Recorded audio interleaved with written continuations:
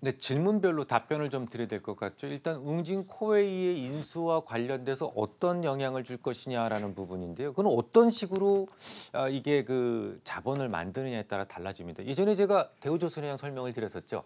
보통 피인수되는 회사는 주가가 오르는데 대우조선해양은 조금 다르다. 내려갈 가능성이 높다라고 말씀을 드렸는데 계속 내려갔죠. 그 이유가 뭐냐면 역시 요것도 좀 살짝 좀 변경을 한 건데요. 상환우선주라는 것을 만든 건데 결국 부채죠. 부채 비율을 낮추기 위해서 그런 것들을 만들어서 이제 좀 이렇게 뭡니까? 쉽게 말씀을 드리면 자본을 더 증가시키는 거죠. 이런 식으로 하게 되면 주가가 희석될 수밖에 없다라는 것을 말씀을 드렸어요. 이 종목도 마찬가지죠. 그러니까 이날 주가가 급락을 했었던 이유가 2,500억 정도의 그 증자 이야기가 나왔었죠. 뭐 그 바람에 주가가 뚝 떨어졌던 겁니다. 그래서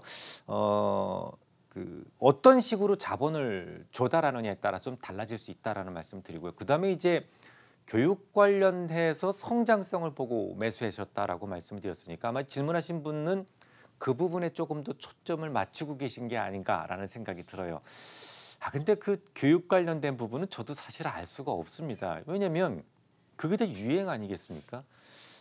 한때는 대치동 학원이 유행을 했었어요. 많은 학생들이 그쪽으로 많이 학원을 다녔었습니다. 뭐 저도 교대에 살고 있습니다만 교대 지역에는 재수생들 또 학원이 또 많이 몰려 있죠. 근데 이런 식으로 어떤 유행이 돌아간다라는 거예요. 그러다가 여기 스타 강사들이 다 어디로 갔냐면 인강으로 갔습니다. 인터넷 강의로. 그러면서 한때 또 인터넷 강의가 한참 유행을 합니다. 그러다가 지금은 또 어디로 이동을 하고 있냐면 유튜브로 또 이동을 하고 있죠. 유튜브는 이 광고 수익을 쉐어하는 그런 구조이기 때문에 그 유튜브 방송을 보는 시청자 입장에서 봤을 때는 거의 부담을 못 느끼죠.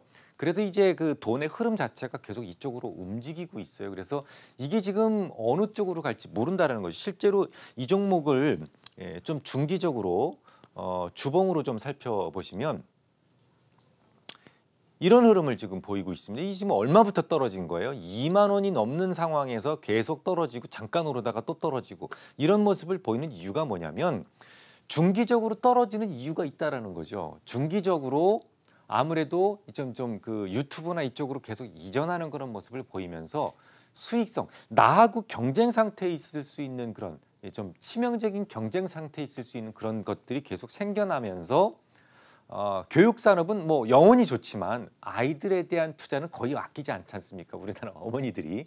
그렇지만 그럼에도 불구하고 이런 그런 치명적인 경쟁자들이 많이 생기면서 전반적인 수익성이 떨어지고 있다라는 것은 우리가 거부할 수 없는 현실이거든요. 그럼 이제 최근에 주가가 왜 올랐는지가 굉장히 중요한데 요게 중요하죠. 이 이전의 거래량과 이 이후의 거래량이 다르다는 얘기는 여기서 뭔가 굉장히 중요한 이슈가 생겼다라는 겁니다. 이 회사의 주가를 끌어올릴 만한 뭔가가 생겼다라는 거. 이게 뭘까요? 저는 2월 달에 론칭된 그 AI 수학이 원인이 아닌가라는 생각을 하고 있습니다. 뭐 그 월별 학습과 관련된 성과를 보여주기도 하고 뭐 오답표라든지 이런 것들을 아주 자동으로 이 보여주는 그런 솔루션을 제공을 하기 때문에 이 학부모들의 관심이 상당히 높습니다. 근데 높기는 한데 이게 과연 얼마만큼 영속적이 될 수 있을지는 누구도 알 수가 없거든요. 사실은 지금 뭐 공부방이라든지 이 회사에서 하는 여러 가지 솔루션들이 이미 지금 조금씩 쇠퇴하고 있다는 것은 뭐 이것도 거부할 수 없는 사실이거든요. 뭐 마치 아마존이 성장하면서 온라인 매장들 뭐 메이시스라든지 이런 온라인 매장들이 쇠퇴하는 것처럼 계속 그런 흐름들을 보여주고 있거든요. 그래서 이 AI 수학과 관련 지금 이제 저학년용만 지금 나와 있거든요. 근데 이게 저학년용인데 일단은 단가가 비싸요. 그래서 ARPU를 높일 수 있다. 또 실질적으로 그것과 관련된 매출이 보여주고 있고요. 그래서 주가는 지금 일단 상승을 했지만 이게 과연 얼마만큼 유지가 될 수 있을지는 그 유행에 따라갈 수밖에 없기 때문에 알 수가 없다라는 거예요. 제가 알 수 없다라고 말씀을 드렸으면 여러분들은 더 어렵습니다. 우리 개인 투자자들의 가장 큰 문제가 뭐냐면 사냥을 막 배우기 시작하신 분들이 시베리아 호랑이를 잡으려고 한다라는 거죠. 아니에요. 조금 더 쉬운 사냥감들이 많습니다. 저도 잘 모르겠다면 여러분들은 더 모르는 거예요. 그래서 이 종목은 그냥 기술적 분석을 통해서 말씀을 드리도록 하죠. 마무리를 그렇게 줘보겠습니다. 제가 좀 전에 태양봉 말씀을 드렸었는데 태양봉이 바로 보이죠. 자, 이 태양봉이 생기게 된 동기가 뭘까요? 매수세와 매도세가 충돌한 거죠. 꽝 충돌해서 이긴 겁니다. 매수세가 이긴 거예요. 그러면 이 태양봉의 시가에 뭐가 들어가 있을까요? 이 종목의 이해관계의 발원점, 그걸 갖다가 이제 원인점이라고 그러는데요.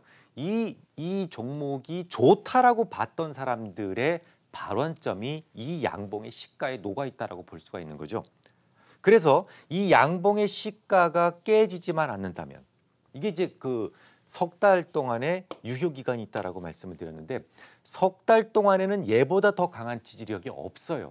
그러니까 이걸 믿으셔야지 일단은요. 그죠? 그래서 석 달 동안 요 양봉의 지지력이 훼손되지 않는다면 보유. 그죠? 근데 이게 만약에 훼손된다면 이 종목이 지금까지 좋다라고 봤던 그 이해관계의 원인점 자체가 무너지는 거잖아요. 발원점 자체가 무너지는 거잖아요.